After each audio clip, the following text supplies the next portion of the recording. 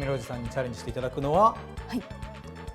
ピーチパイということですよ。テイルズ・オブ・リバースのピーチパイですね。名シーンのなんか思い出ともセットですかね。そうですね。ちょっとそういう意味ではね、精神的なハードルが高めだね。確かに。今までのこの我々2人の料理よりも調理時間としては一番長いですから。確かに。っていうハードルをどんどんそれ作る側じゃなくてトークする俺ら側のハードルが高いんです我々はまあ最悪こうね好き勝手に雑談していればまあでもすみれおじさんはい、最初に聞きましたけど、割とスイーツ作りは得意って。そうですね。お菓子作りは結構するので。ピーチパイって作ったことあります？ピーチパイは作ったことないですけど、パイ生地とかは作ったことあります。生地から？はい、すごい。なんだろうね、余裕じゃないですか。でもね、パイ生地から作るとね、この番組終わらなくなってしまいますので、また前と同じぐらいの尺になっちゃいます。いい感じでこうサンプルクッキングみたいにいろいろ出てくるかもしれませんけど、まあでも頑張ってください。はい、頑張ります。はい、それでは今回もみんなで一緒にコーナー名を叫んでいきたいと思います。よろしくお願いします。それではいきますよ。せーの、目指せワンダーシェフ。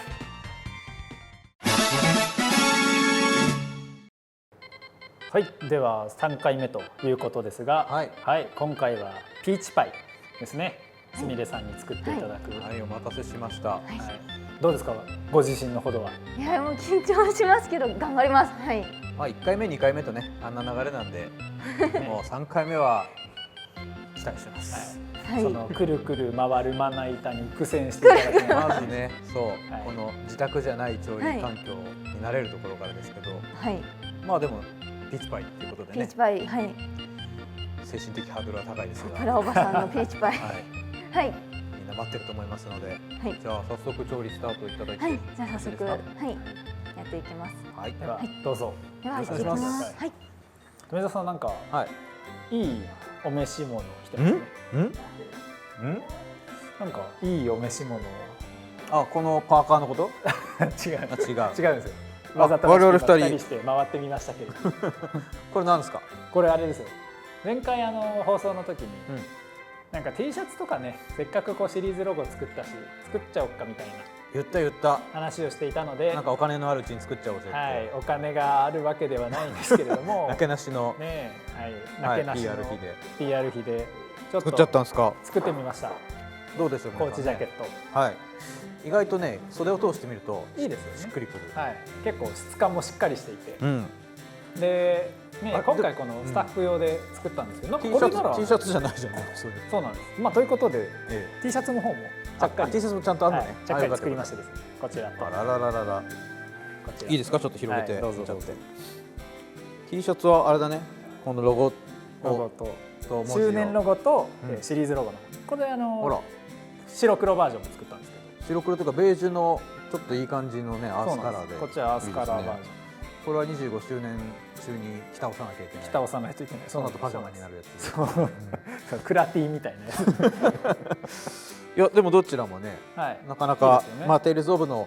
ロゴを作るところからなんか僕の仕事始まったようなところがあるので、最初の発表物これだったかそうなんだよ。なかなか作品の発表できなくてロゴばっかり発表してるやつみたいになっちゃってるけど、そんなロゴ T でございました。いやでもいい感じなんで、ちょっと今後のね YouTube チャンネルとかでも我々もじゃあどんどんあとはそうですね、優先的にこっち着ていかないと、そうなんですよ。早くしないとパジャマになっちゃう。そうなんですよ。こっちは割とまだこの後も着れますから。あれこれ後ろなんて書いてあるんですか？これテイルズオブシリーズって書いてある。あ、25じゃない。これですね。よかった。じゃあこれは一生もん。これはそうです。一生もん。これはパジャマね。我々のそのプロモーション費用で作ったので、非売品？非売品なんですよ。あ、そうなんだ。大きく書いてある。ノットフォーセール大きくマークでかすぎ問題。でかすぎ問題。そのね、富澤さんに見せた瞬間に言われたやつ。こんなでかいノットフォーセール初めて見たっていうぐらい仕様です。衝撃的に大きい仕様です。まあ後ろを見せることはないでしょうということですね。なんでね、いつかもしかしたらそのグッズメーカーさんとかにお願いして、フォーセールのやつもね、お客様用にこう届けていけるよう、まあお客さんが果たしてこのテイルズオブのロゴを背負って街をカッポしたいのかどうかはちょっとわからないですけど、いや街カッポしないパジャマでも全然構いませんからね。自分の中でだけ楽しむでも。テイフェスの時とかね、キャラクターがこうガッて乗っかったやつもいいですけど、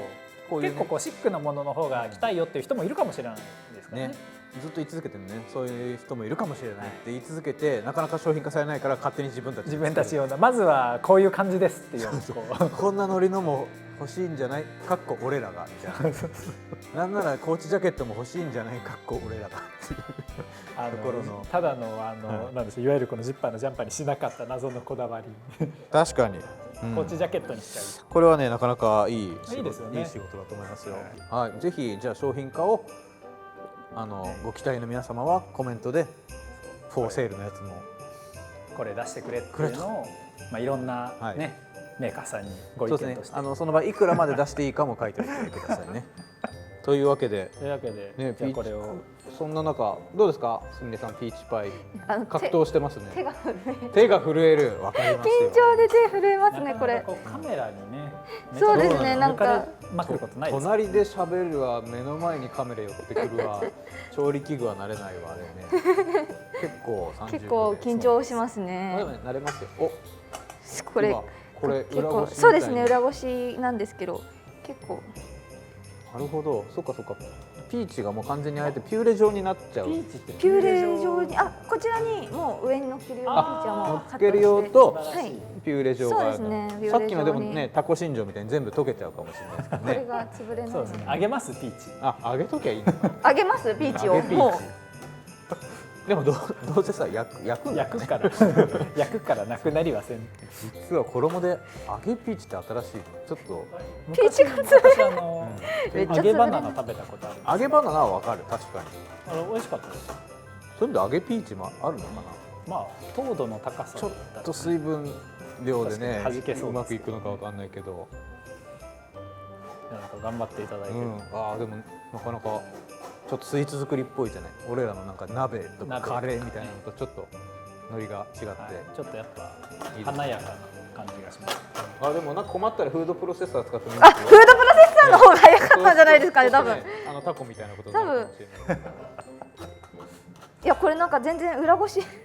ょっと苦労してる感じですね。大丈夫です。落ちるかな。今からプロセッサーに移すと今からプロセッサーに逆に大変なことになりそう。そうですね。 T シャツの話もしたところでしたところで1回目2回目とですね我々が喋り倒してお客さんからのコメントを紹介しきれなかったので、そもそもそういうコーナーあったんだ。そういうコーナーあったんです。あったんですね。あったんですじゃあ3回目にギュッと3まとめて回目にギュッとまとめて紹介していこうかなと、わかりました。じゃあピーチパイを待つ間にはいたくさんご思っておりま紹介ししてていきましょう。ではまず最初にいただいている質問なんですけれども、こちらはあれですねコメントにいただいてたやつですね、はい25周年という節目を迎えてですね、はいテイルズシリーズに、今後、こうしていきたいみたいな展望はございますかという、質問をいただいているんですけれども、私が答えるよりもねこれは富澤さんに答えていただいた方がこの流れ全部俺が答える話になる。ほとんどそうなるとは思ってるんですけどわかんないですけどね。展望ですか。まだまだねそんな具体的なことを言うことができるかどうかわからないですけど、なんなら展望も一緒に考えてるわけですよ。そうですね。ね、YouTube の展望を含めた主に YouTube の展望、だけでないね。別にトイ君は YouTube のことだけやってる人ではないので、いろいろこの先のねテイルズブランドの未来を結構話しますよね。話しますね。ちょっとこの前の放送でも話しましたけど、席が隣じゃなくなったのでちょっとって言って話しかけづらくなったのは少しあれですが、でも Teams とかねチャットツールを使いながら、ちょいちょい毎日何かしら、なんて言うんでしょう、細かい仕事の確認もするけど割となんか面白いネタ考えましょうよみたいな、そういうフランクなやり取りも割としてるんだよね。ただやっぱりねご質問の25周年の次って言ったらもう30周年を見据えるのが我々の仕事だとは思ってるので、いきなり26周年目どうしましょうかとかっていう話も裏ごしするけど、裏ごし裏ごし26周年に向けた裏ごしに26周年裏ごしてるうちに26周年になるそうですね、これ26周年になるかもしれないです。裏ごしこれはちょっとかかりすぎるな食べられるかな毎日。大丈夫です。僕らじゃあ30周年に向けたこと考えてるんで、その頃までにはね、5年後30周年までにはピーチパイを完成させ展望はます。ピーチパイが完成する展望としてはもう間もなくいろいろお伝えできるはずのアライスを頑張るっていうところはありますけれども、それ以外にもいろんなねタイトルの仕込みは未来に向けて実はもう常にあるんだよね。前回も話した通りベルセリア作ったらもうすぐアライズの話はしていたし、もう今やどちらかというと出す前から次の話をそうですね、考えていかないと本当に一本一本が間が空きすぎてしまうというところもやっぱ昨今あるので、そういう意味ではもう何本も同時に実は仕込みは始まっているので、それは皆さんの期待にやっぱり応えられる、またこうブランドの、僕らポートフォリオとか言っちゃうんだけど、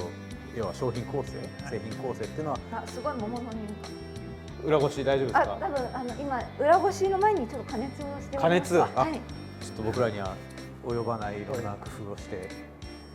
裏ごしをしてくれてる期待が持てますね、ところなんですけど、僕らもピーチパイに負けずに製品のね、もう先週すみれさんと先週になってるのかな、放送的には、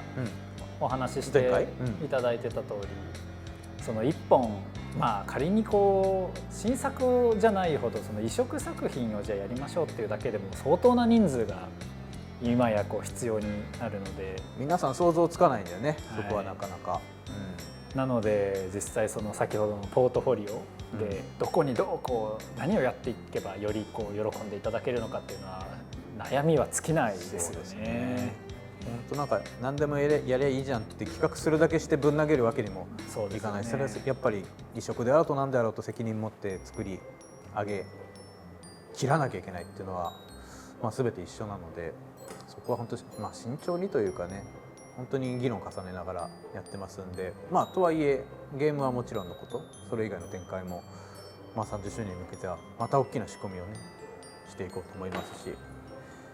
いろいろこんなことやりたいっていうご意見は引き続き、もう次は30周年に向けてくださいっていう、そんな感じですかね。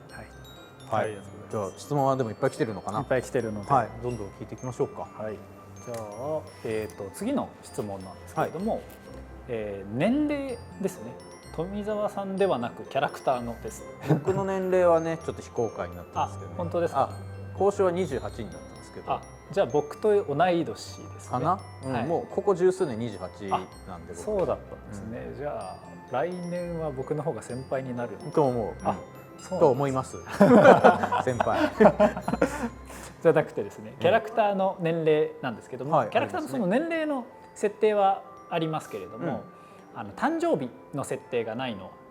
なんででしょうというところ。たまにこうある作品もありますけれども、っていうのを質問いただいてまして。なるほど。それに対する答えはですね、各世界観において、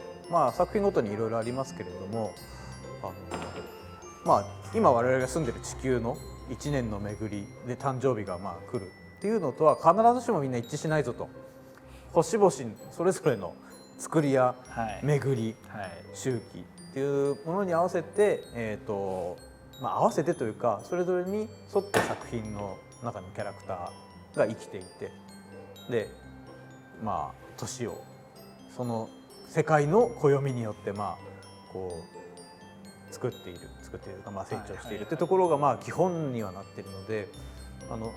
その作品ごとの誕生日を地球の周期に合わせてっていうのは基本あまりあえてやってないっていうところが一つの回答ではございますと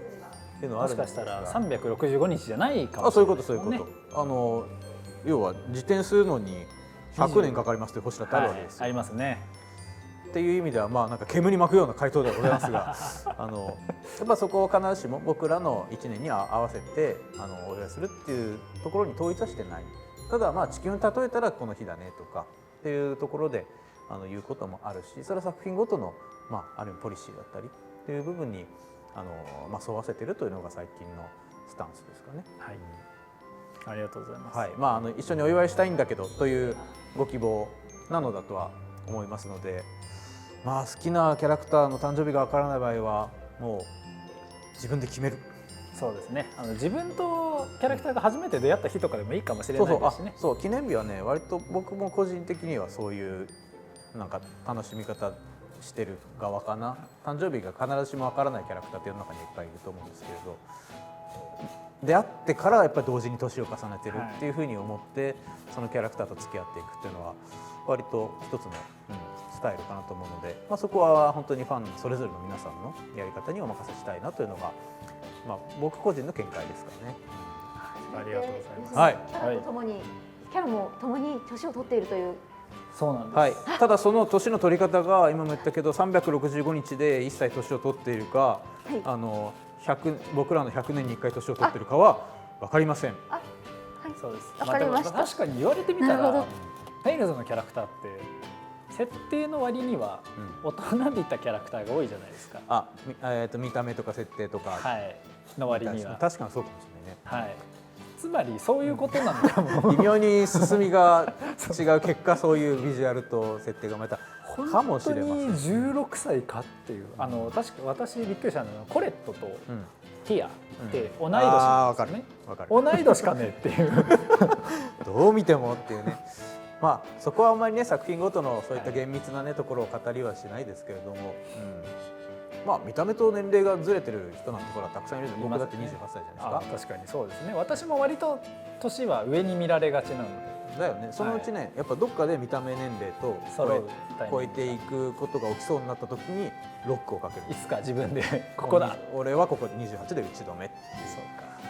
まあそういうものです。どういうまとめですか。若干苦しい。一回見つめてるんで、これを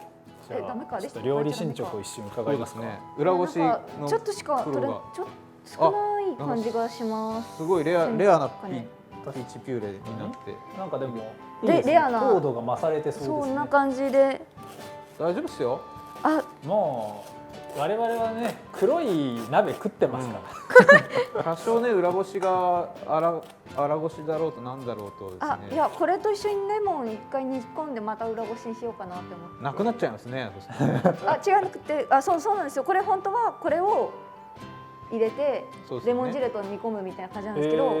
これを入れてレモン汁と煮てからまた裏ごししてこっちに入れてあげようかなって思ってて。すごいなんかでもめっちゃ丁寧に作っていただいてますね。信じてるんで大丈夫です。思った通りやってくださいって投げ。思った通りちょっとピューレの量がすごい少ないからのでちょこっとだけちょっとこうできるだけ使ったるわっていう。頑張ってちょっとこし取っていただいてね。頑張ってちょっと絞り。それだけ滑らかなものになっていくでしょう。クッキーを砕いていきます。ピューレからクッキーに。進捗が見えましたね。クッキーは怒りでガンガン砕く。そうですね。殺撃。殺撃貢献。だ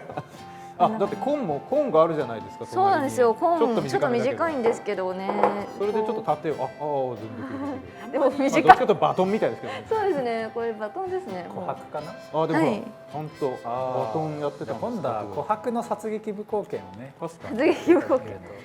じゃあちょっと入れていきます。棒を使ったやつ。いきます。これ伝わる。うお。いい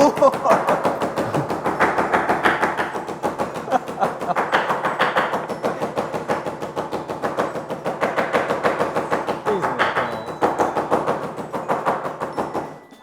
ちょっとアクション入ってたね今ね。そうですね。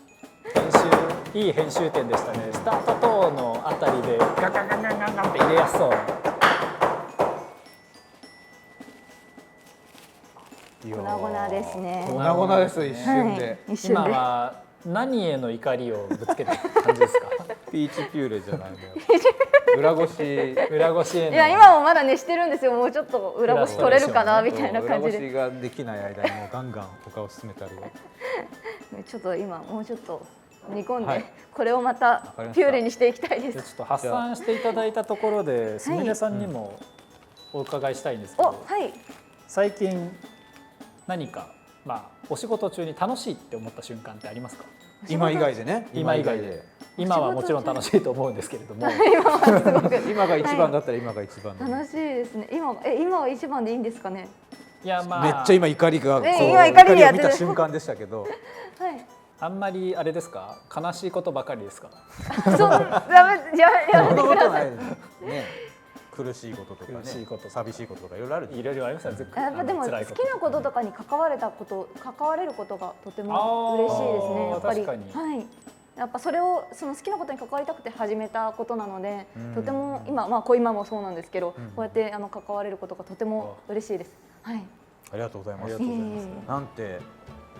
いいピュアなんだろう。回答でしょうね。ピュ俺らがピュアじゃないみたいな、今こうやってたところをピュア、いやちょっとねそこの思いが裏ではい見て取れましたけど、ちなみにトイ君はどうなの？私ですか、はい、私は、テイルズへの関わり含めてそう楽しいとです感じるのとね。真面目な回答をすると、それこそ周年放送とか、あとその前にやってたテイフェスオルタとか、はいはい、番組の作りみたいなのとか、いろいろこうやっていた中で、実際こう放送してるとお客さんがこうツイッターとか、YouTube のコメント上でなんかいっぱいこうコメントいただけるわけじゃないですか。準備ってやっぱりそれこそ4ヶ月前とかやってますね。5ヶ月前とかからこう声優さんとのブッキングからね、いろいろ準備はすごいこう長くかけてやっていて、それなのにもかかわらず台本は2日前とか当日に上がるなんでだろうね。なんでなんでしょうね。あんなに前から準備してるのに。そういうもんなんです。とかいうそういうバタバタを経てですけれども、ちゃんとこれをお客さんの前にこうお届けできた時に、楽しかったってやっぱ書いていただけるのがやっぱすごいやっててよかったというか楽しい瞬間なるほどね。だなと思います。まあね、さっきのと近しい話かもしれないけど、直接僕なんかもこうやってお話しさせていただく立場としてのあれもあるけど、ずっとトイ君は仕込みのね仕事をここ2年はずっとやってくれていて、いよいよこの YouTube をきっかけに、ファンの皆さんにも直接顔も出すっていうのはもう一つの責任でもあるんですけど、それも含めて始めてみて、そこはどうなの？そこからなんか自分の中で変わったものとか、まさに去年までの仕込みでコメント見ていいなと思っていた時と、今この直接のコメントにさらされる日々とで、そうですね、楽しさあるいは辛さとかでなんかこう変わった部分とかあるのかしら？いい意味でちょっとこう緊張感みたいなのは出たかもしれないですね。自分がこうなんでしょう、今までは顔もですし、もちろん名前も、出ていなかったから、緊張感がなかったわけではないんですけれども、出たからこそ余計にこうなんでしょうね、もっといいものを届けなきゃとか、やっぱりこう100点満点で終わることってあんまりないじゃないですか。終わりたいんですけれども、ここ反省だったなって思うところとかがやっぱりあったりするので、じゃあ次回もっとこうした方がいいんじゃないかとか、こういう構成を入れた方が良かったんじゃないかっていうところの、より責任感みたいなところは出たかもしれないですね。顔と名前、名前はね偽名ですけどあだ名が出たこと。そうか、まだ名前を出してないんだもんね。あともう一個楽しかった瞬間で、めちゃめちゃ俗っぽい回答を、するとですね、言っても携わらせていただいたのって2年ちょっと前ぐらいから、それまではずっとバンダイナムコ入社はしてましたけど、シリーズファンでも他の部署でその営業をやってたりとか、そうだね、ライセンシーさんと一緒にグッズ作ったりをしてたっていうのがあった中で、楽しいなと思ったのは、その昔の作品のその表には出ていない設定資料とか見れるわけじゃないですか。あとは設定資料って本としてってこと？いや、データとしてですね。なるほどね、内部データをフォルダを漁ってたりすると、なるほどなるほど、もうね、監修のために見ているのに一人で勝手にキャーって言ってこうやって喜びながらもう見たかった資料がこんな設定があったのみたいなのをキャッキャキャッキャしながら見てました。それが楽しい。それは間違いなく楽しい、俗っぽいあれですね。なるほど。いやでもね、俺自身も言うて2016年からなので、これだけ膨大な歴史を、背負いきれるわけはないんだけれど、やっぱりこうまさに表に出てなかった部分も勉強しなきゃいけないしということでたくさん資料をいただいて、一番思おうと思ったのはやっぱファンタジアの時の初期の豊田さんが作った企画書のクリアファイル、こんな分厚い、あの時代って俺もそうだったけど当然電子化してないので、大体青いさ、キングジムのファイルみたいなのにもうぐっしゃぐっしゃに入ってて、それ見た時はこれはちょっとすごい責任、これがまだ手元に来るんだなっていうのはすごくなんかいろんな感情をね、こう背負ったっていうのを今ちょっと思い出しましたね。やっぱそういうのはさすがにこうなかなかパッと表には出ないですし、なんでしょうね。今見たら楽しい粗めに粉砕しって書いてあるけど、ファンと間違いないなんかさすごいこれ細かくなっちゃっあ、大丈夫た。ですか？殺撃無貢献調子に乗りすぎました。細かすぎた。細かすぎ粉砕しすぎた。粉砕しすぎちゃったんですけど大丈夫かな。まあ大丈夫だと信じたい。滑らかな感じで。でもいつの間あでもにかもうなんかそこの方とかいい感じじゃないですか。そうですね。なんかパイ生地がもう敷かれました。よいしょ。さて、次のはい、まだ質問ありますね。これまた富澤さん頑張って答えていただくはいシリーズ。まずは僕答えましょう。はい。さて、ここでご質問なのですが、もうちょっと最近呼び名を変えましたけれども、ちょっと原文ままで読ませていただきますが、旧マザーシップ、そしてエスコート、ともに数多くのタイトルを生み出していらっしゃいますけれども、作品のこのタイトル名ですね、これはどのようにして決めていらっしゃるのでしょうか。そして、タイトルや略称を決めるにあたって気にかけていることはありますでしょうかっていう質問をいただきます。なるほど。そうですね。これは、直近で言うとアライズ発表した時にも結構、はい特に歴代のファンの方々からも質問やご意見たくさんいただいたものと、ちょっと似たような回答になっちゃうかもしれませんけれど、やはり基本今までTO ホニャという、アルファベットが略称で、皆さんもそのシリーズを簡略化して、並べてこうなんというか楽しんでいただいてたところに対して、実は TO アライズは TO アライズというちょっと今までと異なったルールで皆さんにこのタイトルの略称もお届けしたことになったので、そこに対してたくさん質問をもらったんですよね。でその際もこのアライズというタイトル名に込めた思いであったりとか、ここをきっかけにまた新しくテイルズ・オブシリーズに、を認知してもらって素直にこう楽しんでもらうっていうユーザーさんを強く期待してのことなんだっていう話を一度したんですよね。っていうくらいやはりテイルズ・オブ何々という、一つのルールを、背負いつつも各タイトルやっぱり基本はまずその世界、その作品で描きたい世界とかそこに込めたテーマとかそういったものをもういろんな軸で書き出してみて、その上で、それこそアルファベットかぶりを避けるなら避けつつどういいネーミングをひねり出していくかっていうのはもう苦労がねたくさんあって、一人で決めるものじゃなくて、最初はやっぱプロデューサーが決めることが多いですけど、案はもう何十あるいはもう3桁とかね。いや本当に3桁ありましたよね。私それこそ初めてアライズに決まるまでその候補案みたいなのに1回拝見されて、その時一緒に入ってたっけ？はい、いや私が入った時にはすでに決定はされてましたが、候補案を見させていただいたんです。過程をね、はい、めちゃめちゃいっぱいありましたね。めちゃめちゃあった。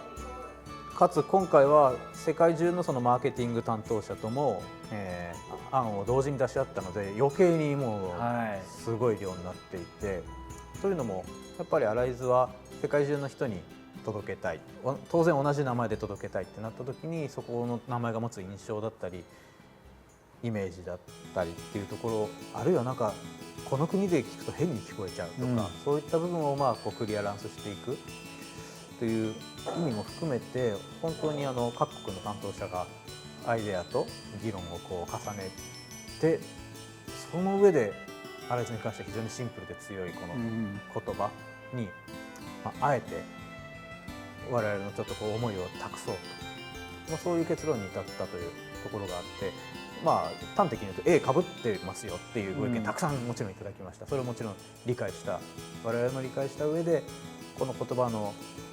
単語に持つ僕らの気持ちとか、またここから申請していくんだという思いとか、そういったものを、あえて載せさせていただくことで、別にわざと被せたわけじゃないです。結果被ったことに対してもご理解を賜りたい、そういう思いも発表の時にもね一度お話しさせてもらいましたけど、僕はもちろん何ら変わらず思ってまして、ぜひちょっとそういう部分はやはりタイトルに込めた思いっていうところを、僕らも、ね、別にタイトルで遊んでもらうわけではないですけれども、それも含めた作品なのだっていうことをぜひ伝えていきたいし、案外ねそこの名前一つで僕らもこの長い開発期間を精神的に支えていく途中でもあるんですよ。そうですよね。これがね変な名前じゃテンション上がらないんですよ。なんかタイトル名にこう励まされるって言ったらちょっとあれですけど、なんかちょっと近いところありますよね。全然タイトルもそうだし、やっぱり作ってる途中のキャラクターたちに僕ら自身が励まされたり、早くやっぱりこの子たちを世に出していかなきゃっていう、まあなんか親心っていうとちょっと違うんですけど、責任感とかも感じながら実は作ってるっていうのは、まあ、テイルズだけじゃないですけど、テイルズは結構強いんじゃないかなって、ちょっと思いますね。牛乳忘れた。えいい感じにでも湿ってるんですよね。どうしようかな。なんか手順がそこに牛乳をちょこぶっかっとだけける感じ。かけて、いやでもまあ適量かけて適量かけ湿ってますからね。湿ってるんですよね。もう湿らせる役割ですか、もう湿らせる牛乳は役割。だったんですけど、もう湿ってたんですね。さて、じゃあ、質問はまだまだあるんです。富澤さんへの質問は次でラストですね。はいはい。では、またこちら私の手元からですけれども、テイルズ・オブシリーズ25周年と長い間、続いていますけれども、現役のスタッフさんですね。まあ当然こう中で働いている人もこう世代交代、まあ、25年なので当然しているんですけれども、まあとはいえ受け継がれてきているテイルズ・オブのシリーズらしさみたいなところって何なのでしょうかっていうところですね。何なのでしょうか。まあどういう意識でこう受け継がれているのでしょうかっていう結構難しいこれは難しい質問です質問ですね。ね。これはあれですね。私も勉強したいですね。なるほど、さらっとこんな料理界に突っ込まれる質問じゃないですね。そうです。これだけで一本取れるんじゃないかぐらいのいや本当ですね、はい、感じですけど。いや本当それはね、一本みんなで議論できる。そうですね。歴代プロデューサーみんな呼んで議論してもいいぐらい。そう何が引き継がれてね、何を変えてきたのかって、まあこの前のレジェンドトークでやっても答え出ないぐらいな、出ないぐらいのね、熱い質問だなと思いますけど。難しいですよね。まあそこはね、たまに社内でも話すじゃないですか。企画書とかを書くときに、まあおっしゃっていただいた通り、このシリーズとして守らなきゃいけないポイントと、チャレンジをするポイントってどこなんだろうのところって難しいですよね、シリーズ。いややっぱりそこの判断を、するにあたっては、個人的にはやっぱこれだけ25周年続いてきたブランドを今後どうしていきたいかっていう本当に大きな枠組みから考えたいなと思っていて、そうでないとなんか個人の趣味で、この仕様好きだったから入れる、この仕様俺は好きじゃないから入れないみたいなものって結果それをお客様にね届くかって言ったら、俺が好みのやつはできるけど、それじゃいけないと思っているので、そういう意味では別に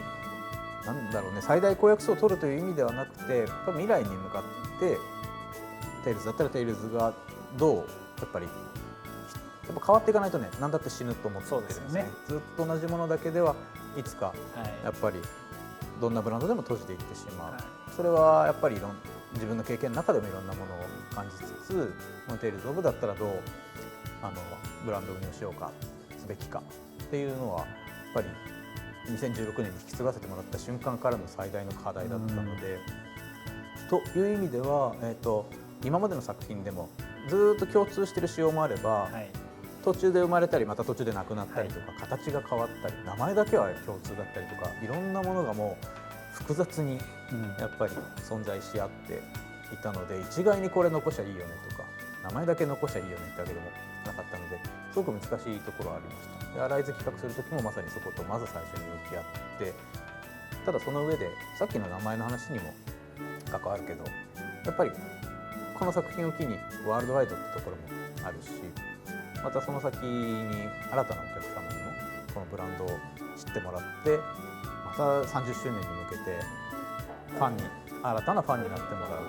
そういう視点は今まで以上にそれは強くやっぱり埋め込まなきゃいけない。そこをちょっと抜きにしていくと、本当に30周年とか40周年ってあるのかないのかもわからない、そのぐらいやっぱり、家庭用ゲームでいくとシビアなものづくりだったり、業界の市況環境になってるっていう背景もね、それはファンの皆様には直接関係ないようにも見えてるけど、実はすごく関係してる。楽しみたいと思っても僕たちも作りたくても作れないとか、そうですよね。そんな状況に陥ってはいけないっていうのは結構根底に当時からあって、家庭用ゲームってもう終わっちゃうんじゃないみたいな時期もあったじゃないですか。ありましたね。特に2016年なんかそんな時代ですよ。もうパッケージゲームとかないかもって思って、本気で言ってて、うんおかげさまでなんとか今もあるんだけれども、あとまあダウンロードも伸びつつも家庭用ゲームってのは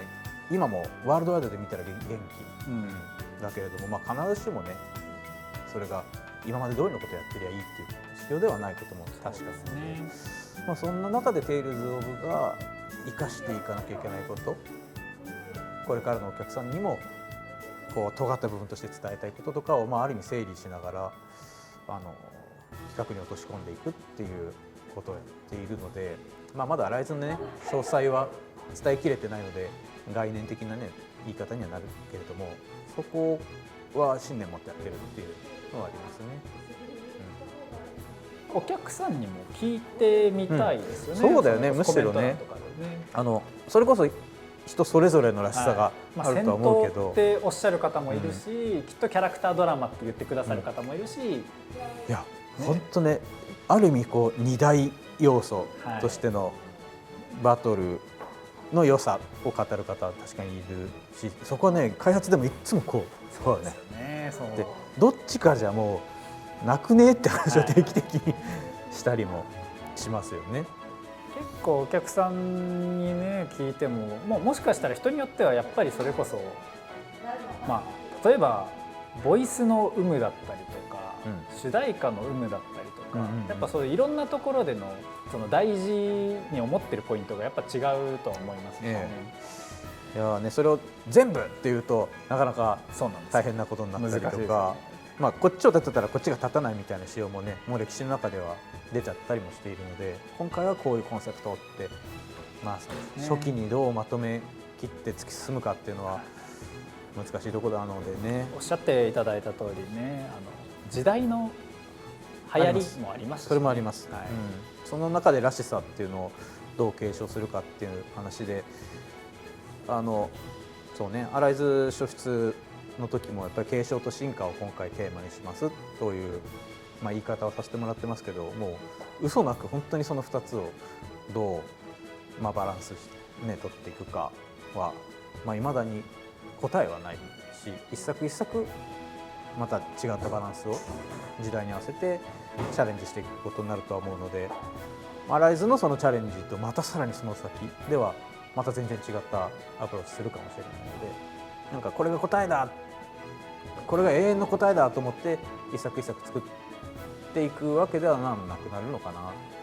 まさに時代に合わせてフィットしていかないと本当にブランドも伸びていかないので、まあ、それは個人的なスタンスとしてはありますね。ありがとうございます。いっぱい答えさせられたな。いっぱいございましたね。では次からはですね、お客さんから質問ございませんかと聞いていたら、すごいレイズに関してのコメントをめちゃめちゃいっぱいいただいて、まあちょっと時期的なというところもそうなんです、そうなんです、いただいておりまして、はい、ということで池野さんから、はい、そうだね、これの答えはやっぱり池野さんからぜひ欲しいけど、今日はいないですけど回答をいただいてきましたので、もらってる、それは良かった、でそしてお客さんからの質問はすごい熱が入っていて結構なボリュームなんですけど、池野さんからの回答もすごい長いボリュームのある回答いただいたので読み上げさせていただいて、池野さんは一個一個本当に丁寧に答えてくれますからね。はいということで、では、富澤さんにじゃあ質問の部分を読んでいただいて、私が回答する池野さんのあれを代弁させていただく形でいいのかな。じゃあこれいくつかあるんだよね、質問が、じゃあまずコメントいただいたものを読み上げてみます。これは早速海外からかもしれないということですかね。また翻訳クオリティのもう箇条書きになってます。前回のやつを思い出しちゃいましたけど、じゃあまま読みます。はい。テイルズ・オブ・ザ・レイズを制作した理由は何ですか。これ全部読むの？これちなみに一人の方から多分頑張って日本語で海外の方に書いていただいたやつなので、あえて原文ままにしてます。はい、じゃあ一気に読みますよ。テイルズ・オブ・ザ・レイズを制作した理由は何ですか。ザ・レイズはいつから企画しましたか。ザ・レイズは何年くらい運営するつもりですか。これまでのザ・レイズでどのような変更、を行いましたか。最後は質問ではありませんが、私のテイルズ本当にザ・レイズにある。ありがとう。これちょっと、私のテイルズはレイズであるというコメント。要はザ・レイズの中に自分のの中でのテイルズ像が全部入ってるよという意訳ですかね、はい、ありがとうということで質問とご意見いただいております、はい、これ日本語でそれこそまんま書いていただいたので多分頑張って書いていただいたんじゃないかな、はい、翻訳じゃなくてこの方の日本語なんだ、はい、それは失礼しました。本当にありがとうございます、はい、じゃあそんなご意見に対して池野さんからの回答は、企画を始めたのは2014年の秋でした。次のクロスオーバー作品を検討したいよねというたわいのない雑談から始まり、マイソロやアスタリアはなんでこんなに人気なんだろうと、原作で成長した姿が背景にあるからじゃないか、じゃあその原作体験にフォーカスした体験がレイズでもできれば良いのではないかと思考を広げていった結果、企画の大枠ができてきました。スマホの性能が上がって 3D を採用できるようになり、リニアモーションバトルをアプリゲームでも実現できるようになったのも大きいと。当時のアプリゲームは入れ替わりが激しく何年続けられるか未知数の段階ではありましたけれども、メインシナリオが4部構想だったというところで、それを終えるまでというところが目標でした。今ではこうして4年も続けることができて、何よりもユーザーの皆様に感謝をしている。そしてシナリオ、競技の演出など制作面をはじめて生配信での立ち振る舞いもユーザーの皆様の喜ぶ声に支えられてスタッフ全員の成長になっています。これからも応援よろしくお願いいたしますとコメントいただいてます。はい、池野さんありがとうございます。もう丁寧にね回答していただきまして、なんかあれだね、ちょっと印象的だったのはもちろん制作もそうだけどユーザーさんとのなんかコミュニケーションもここしばらく、レイズオンリーのいわゆるファンミーティングとか、去年からチャレンジさせてもらったりとか、そういったところでも池野さんもプロデューサーとしてのなんていうの、直接ユーザーさんと向き合うところなんかもすごく積極的にチャレンジしていただいて、多分ね次はこの料理番組にも出てくれるんじゃないですか。池野さん料理見たいですね。池野さんちょっと料理しそうじゃない？しそうですね。なんかいい池野さん私一緒にフットサルはしてるんですけど。そうだよね、はい、どう料理エピソードを話したことがないので、最悪私と池野さんで、横でリフティングしてるんで富澤さんに作っていく。それサッカー界でやるんですよ料理関係ない。なるほど。でもねこうちょっと熱のこもったコメントをいただきましたが、でもまだまだレイズへの質問が来ていて、まだまだ池野さんのコメントもあるという、はい、次はちょっと富澤さんに、僕池野さん役で読んでいただければと思うので、私がお客さんからのコメントを読ませていただければと思います。はい、テイルズ・オブ・ザ・レイズのシナリオがとても好きです。本編ではありえなかった奇跡があの世界では叶うというところがいつも涙なくしては見られません。テイルズの外伝作品もいろいろとプレイしてきましたけれども、内容がダントツで一番好きです。なのでどういう経緯で本編では叶わなかったイフの物語を作ろうかと思ったのかが気になりますという質問を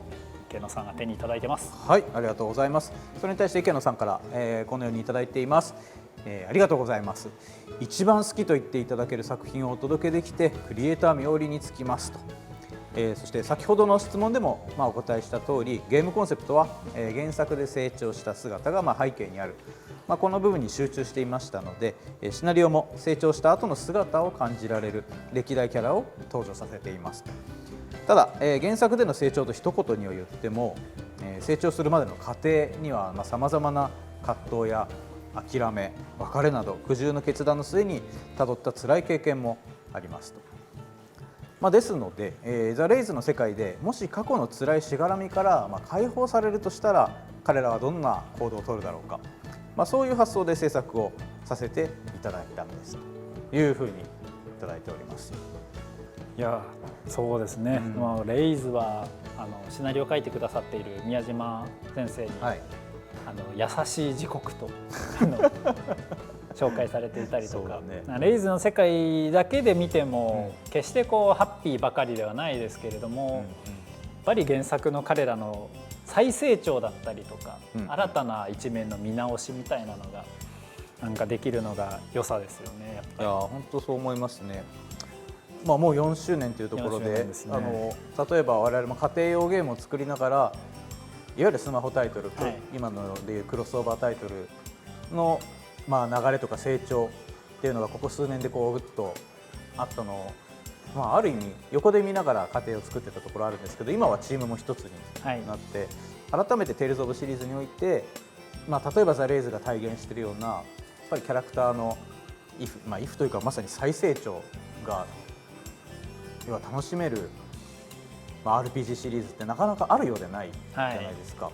続編が出ればっていうのはあるけれど、こんだけのタイトルが全部続編出るわけが、そうですね、出したいけど出せないっていう。続編全部出したらもうプラス30作品ぐらいですからね。ただやっぱりそういう枠組みとはまた別で、まさにクロスオーバータイトルのような機会にキャラクターのその後やイフや何なら成長っていうものがこう気持ちよく楽しめる、なんならありえなかった出会いまでその作品を超えて生まれるっていうのは意外とこう発明的なことだと思いますし、だからこそこれだけね皆さんに熱く支持されているんだっていうのに、結構脇からも見てても気づかされて、一緒になったからこそどういわゆるそのオリジナルタイトルとクロスオーバーがもっといい関係で今後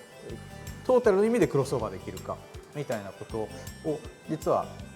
アライズだったりそれ以降のタイトルではもっと積極的にやっていこうという、そんな話結構池野さんたちとも日々してるよね。で池野さんもいいじゃないですかってどんどんそちらに取り入れてくれたりするので、それって昔はなかったやっぱりこうやり取りというかね、作品をトータルでより良くする取り組みにつながるんじゃないかって信じて今一緒にやってますよね。そしてまたまた、レイズ宛ての質問をいただいてまして、じゃあ今度はまたもう一個あるんで、最後のコメント僕の方から読んで、私がご紹介をさせていただければと思います。わかりました。ではいきますね。4周年までに念願の歴代パーティーキャラを全員参戦するということですが、今後の野望モバイル作品や歴代的サブキャラも全員参戦など言うねがあれば聞きたいです。ハードルの上げ方がすごい。キャラ全員参戦したらとんでもない。数えてみろということです。そうですね。メインキャラだけでも何キャラいったんだっけ？今200超えました。超えたんだよね。それね大変な苦労ですよね。作る側からするとよく考えたって作ったって感じですが。サブや敵も全部ですって。そんな池野さんは何て答えますか？そんな。では池野さんから回答です。サービスインジに目標としていた第1部キービジュアルに掲載した作品のパーティーキャラという形ですけれども、おかげさまで目標の全員参戦を達成することができました。ありがとうございます。新規のキャラクター参戦はこの後も機会を見つつ検討していきますし、詳細や時期はまだ見えておりませんけれども、大きめの仕込みも絶賛の検討中でございますので、5年目のザ・レイズにぜひご期待くださいということでした。まだまだ4周年では終わらないぞと、5年目も楽しみにしててくれよというコメント。5年目はサブキャラ敵キャラ祭りだとは書いてないとは書いてないですけど、何がしか仕込みをやってるぞと、どんなコンセプトで今後は楽しませてくれるのかってところでしょうかね。今ちょうどこの収録の時には、レイズが3周年じゃないや4周年のイベント直後ぐらいというか、今絶賛真っ只中。そうだよね。なので私の出費が止まらないですけれども今本当にプロモーションでもいろんなね頑張ってるところなので、いろんなクリエイティブがいっぱい出てきてあちこちで見たよっていうご意見もねネット上でもいただきますけれども。そうなんですよ。もちろんレイズ以外のアプリも並行してプレイをしている。今月はどうしてもそのレイズ集中月間になってますけど、1月とかはクレストリア集中月間になってましたが、いやー3つあるとですね大変なかなかに大変。波状攻撃のようにね。波状攻撃のようにもいつかはどこかで絶対盛り上がってますからね。周年もなんかいい感じでこうね並んで攻めてくるからね。わかります。でも本当にクロスオーバー系どのタイトルもそれぞれのコンセプトで息長くやらせていただいてるんで、アスタリアもねもう長いっていうところまで来てますし、今横の女の子がノルミンダンスを踊ってますけど。またノルミンタイムですか？これ何の時間ですか今？今成功率上げてます。成功率上げてるんですね。もうあれ焼きに入った？今焼きでもう焼いております。でもピーチパイ焼くのって何時間とは結構何分ぐらいですか？20、あとまだ20、今あと16分ぐらいです。じゃああと10分踊っていただければいいことですね。16分踊る。わかりました。そういうことでね。そういうわけでですね。アプリタイトルたちもいっぱいありますけれども、これからもよければねこういう機会でお客さんからいただいてた開発陣へのご質問とか、えあと私はこういうところに思い入れがあってみたいなところもコメントいただければ紹介していければと。そうですね、はいもうそれぞれのプロデューサーに聞いて回ってきますんで、その都度これだけ熱いコメントがね返ってくるならぜひ紹介したいと思います。はい、思いますのでね、皆さんぜひコメント欄にコメントをねご記載のほどよろしくお願いしますっていう YouTube っぽいことをそうですね、言ってみる。そう YouTube だったこれ。そうなんです。はい。さてさて、こんな中、あらもう完全にこうオーブンに向かって直接そうなんダンです。スで、もう映ってないなと思ったら横にちゃんとカメラが回ってくる。あれいないと思ってなるほど。でもあとはもうちょっと焼き上がりを楽しみにするということで、はい、8、 7、 6、 5、 5、4、3、2、1。じゃあ取り出してみます。お、焼けてはい、焼る。けました。綺麗。はい。はい、じゃあそれではこれ絶対美味しいやつ実食へ行きましょうか。はい、行きましょはい、実食です。それでは実食です。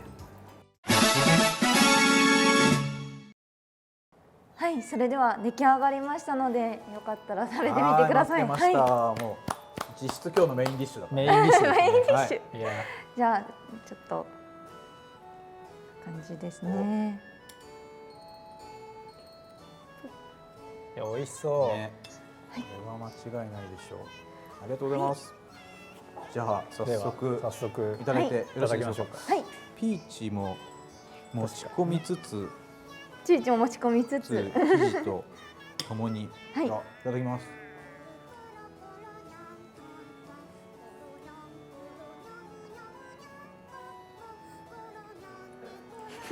あのうまい。よかったです。あ、ごめん、すごい遅れちゃった。わかります。あのね、普通にうまい。よかったです。十分いける。あどうぞよかったです私もいただきます。あとね、まだあったかくて、ふわふわしてて美味しい。うまい。サクサク感がちゃんとねあって、よかった。パイにはサクサク感が欠かせないので、かつふわふわ感もちゃんとあって、そう全部ある。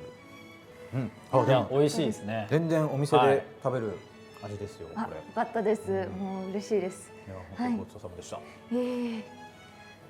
はい、それでは全3回の料理会はい終わりましたけれども、いかがでしたか。いやー、なんかね、なかなか撮影は過酷だったけど、そうでしたね。いろいろでもその間トークもできたし、実際ね食べたものはどれも味は味は良かったね、総じて。味はって感じで、なんかすごくいい撮影だったなというところありますが、皆さんね楽しんでいただけたでしょうか。すみれさんいかがでしたか。すごいとても楽しかったです。はい、ゲームの中に出てくるものを実際に作ってみるっていう、はい、チャレンジでなかなかない機会ですからね。そうですね。はい、次はフルーツ焼きそばなども作ってみたいですね。まだやる気ですか。はい、また。いいですね。はい、ぜひまた呼んでください。はい、またね、ご覧いただいた方でこのシリーズ目指せワンダーシェフを第4回以降も見たいぞという方はもちろんそういうコメントいただければと思いますし、他のネタがまた見たいという方のご意見もね、もちろん引き続き募集しております。そうですね。今日番組の中でいくつか紹介させていただきましたけど、お客さんからね、開発陣とか水沢さんとかに聞きたいことがあるぞという場合はコメントいただければ。そうですね。コメントも今回ちょっとコアな質問も多かったので、すみれさんからもいっぱいいただきました。そうですね。割と集中砲火な感じでしたけど、まあでも美味しいもの食べれてほっこりという感じで今日は帰れるとかと思いますけども。そんな感じで本当に今日すみれさん3回にわたって本当にご協力ありがとうございました。ありがとうございました。またちょっとねこの YouTube チャンネルでご協力いただくこともあるかもしれませんけど、その時もまた来ていただけますか。はい、もうぜひぜひよろしくお願いいたします。もう来てやんねえよじゃなくてよかったです。またお願いします。はい。ぜひぜひお願いします。ありがとうございます。はい。はい。というわけでじゃあ今後もテイルズオブ YouTube チャンネルよろしくお願いしますということで、チャンネル登録そしてグッドボタン引き続きご協力よろしくお願いします。というわけでじゃあまた次回動画でお会いいたしましょう。皆さんさようなら。